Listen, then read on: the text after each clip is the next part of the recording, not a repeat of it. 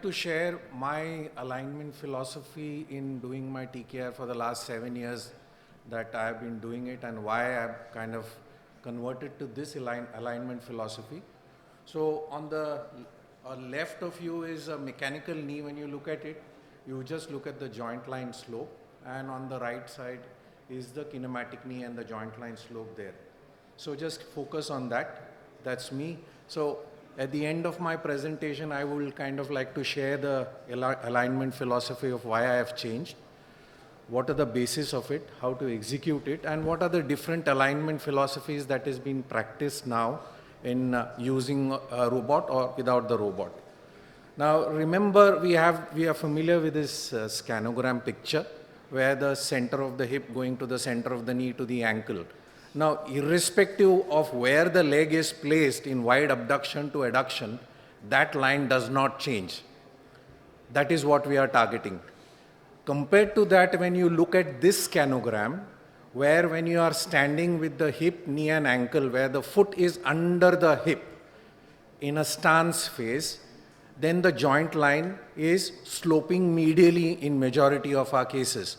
Now, why is that? Because as the leg comes closer when we walk, the hip adducts and that medially sloping joint line becomes parallel. That is why nature has given us that medial slope, which we need to recreate. Now, if you do a mechanical knee, we are already sloping the joint line laterally, and as you come further in, it will slope further laterally. So the joint line slope is very critical to remember, and it is a dynamic thing, and X-ray just gives you a static picture. We are familiar, last 30 years, it's a gold standard mechanical alignment knee. You cut the tibia at right angles, but it has its consequences. And the consequence is the femur comes down distally more. So you have more wear on the medial side, we resect that more, we distalize the femur, we tighten the lateral side, both in extension and in flexion, because you have to then dial in the rotation. So that has its implication. And therefore, we have to then modify the soft tissue and do the soft tissue release. Now, we are expected to give 20 years successful outcome in a mechanical knee. This is a given thing. So we are not disputing that. Now we are victims of our own success. So 20 years outcome doing a mechanical knee is good enough. Question is, can you get better in terms of function and survivability? So why are our patients unhappy? They are surviving. The implant is surviving. Why are they unhappy? One of the factors could be the alignment. So why change? Is alignment the only issue? Should it be only in the coronal plane? Are we looking at the joint line orientation properly? What about the rotations of the femoral and the tibial components? Do we need to do extensive releases as we are doing? And what sort of implant and instrument design that we there, and what is the evidence for this? So this is the typical alignment X-ray. When you look at it, it looks perfectly fine, but the joint line is sloping medially. We have taken it to the other side. Now, this is a classical paper which got the Ranawat Award going way back, I think about 2011, where he looked at the normal alignment of patients' knees, and a very small population, young fit patients, had an alignment of HK of 180. Most of them were in varus and valgus. So why are we targeting the alignment to HK 80? And majority of them had a varus of up to 3 degrees, men more than the ladies. This is the data that I published in the knee, where I got 198 knees. The staff nurses, the residents, they took a voluntary consent to do a scanogram of all our patients. This is a study done with IIT. They had a software which converted a 2D into 3D picture on a scanogram. Look at the variation of the alignment of the long leg film. Only 14% were 180, most of them were on either side, significant. These are young, fit, no problem in the knee alignment, and this is where we are. So we should not be aiming for the HK of 180. The other classical assumption was the transepicondylar axis is the axis around which the tibia flexes and extends. Is that really so? So this classic paper again from Hollister et al. In 93 said that the condyles of the femur have an equal center, and the axis, cylindrical axis, is the line that passes through that around which the tibia flexes and extends. The yellow color that is there is your transepicondylar axis. The green is the center of the two condyle around which the tibia flexes and extends. And when we are doing the mechanical knee, we are using the transepicondylar. Remember the white sides line, we are trying to dial in and do the rotation cut. So are we correct in using the transepicondylar axis as the axis around which the tibia flexes and extends? This is by the original author of kinematic. He studied MRIs of 155 varus and 44 valgus knees, used the perfect circle around the lateral and femoral condyle, and he found out that this is the axis around which the tibia flexes and extends. There, not the transepicondylar axis.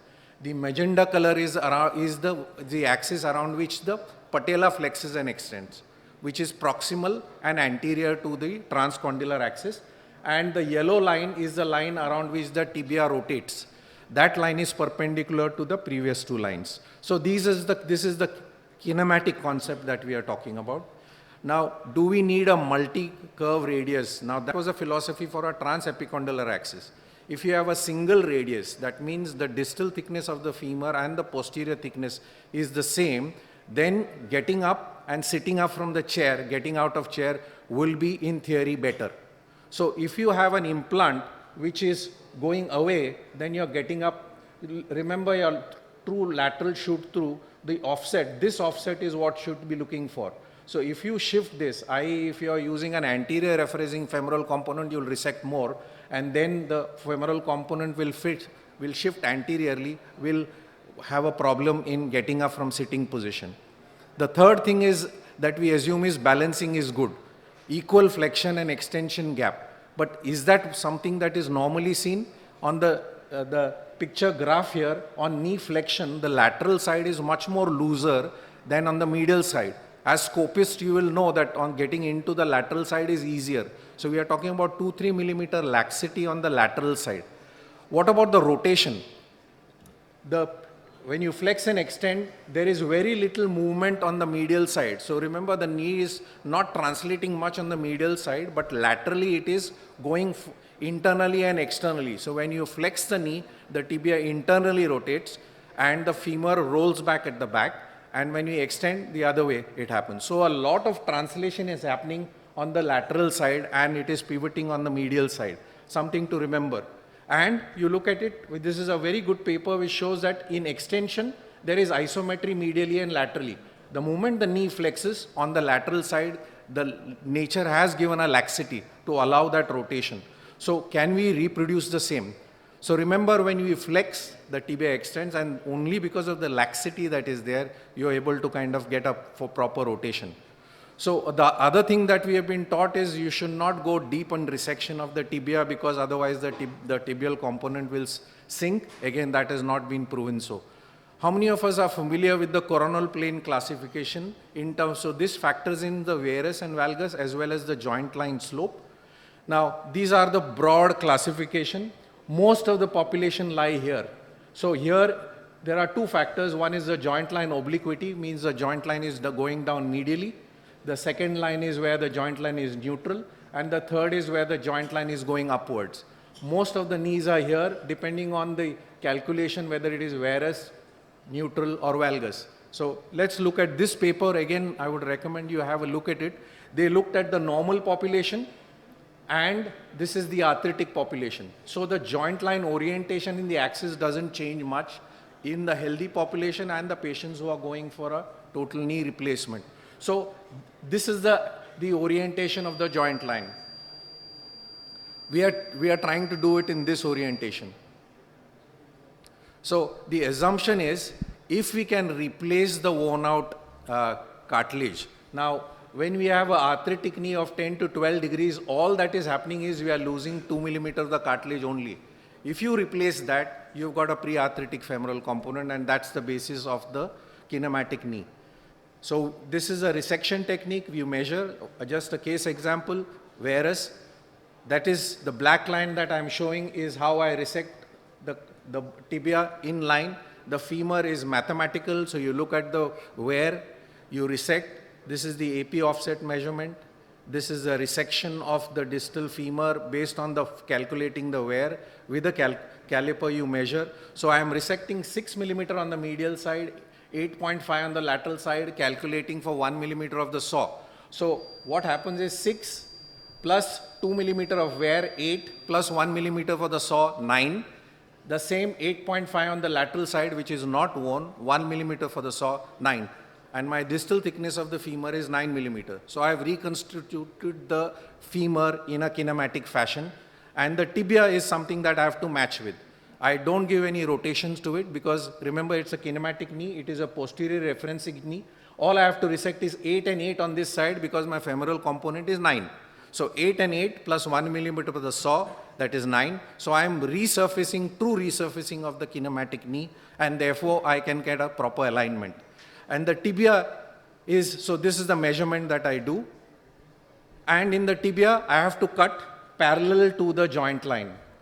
And as soon as now when you look at it, it looks like a sizable portion of a tibia that I am resecting, but my joint line is, the gap is 10 millimeter.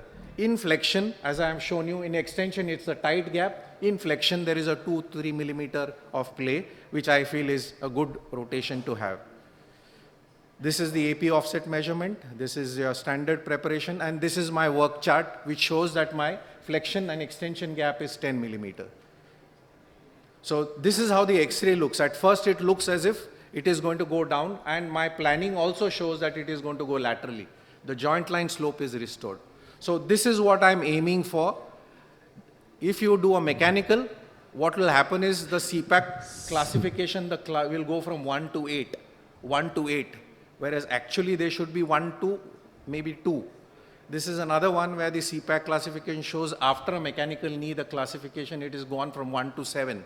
So we are really changing the joint line orientation. Whereas if you are doing a kinematic, though they are in varus, the joint line orientation is still maintained. That probably might be a better option to consider. So what is the evidence of mechanical versus kinematic? There are fewer soft tissue releases kinematic. Patients generally prefer kinematic. I'm running out of time. So what I'll do is I'll end with my conclusive side. Look at the alignment as a door with the frame. The frame is your soft tissue. Door is your knee. In a neutral mechanical axis, you want to make the door straight. Therefore, you have to change the frame. Whereas that is this. You're trying to do that and do a release. If you're doing an unrestricted, you leave the door angle in that same position without doing release.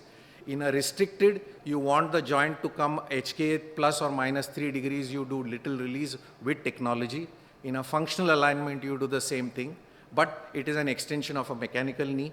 So it is, you need to kind of think about, we cannot replicate the natural knee. It is difficult.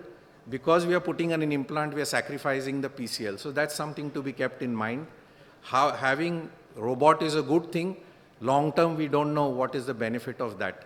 So which door you want to enter is your choice. I leave it to you. Thank you very much.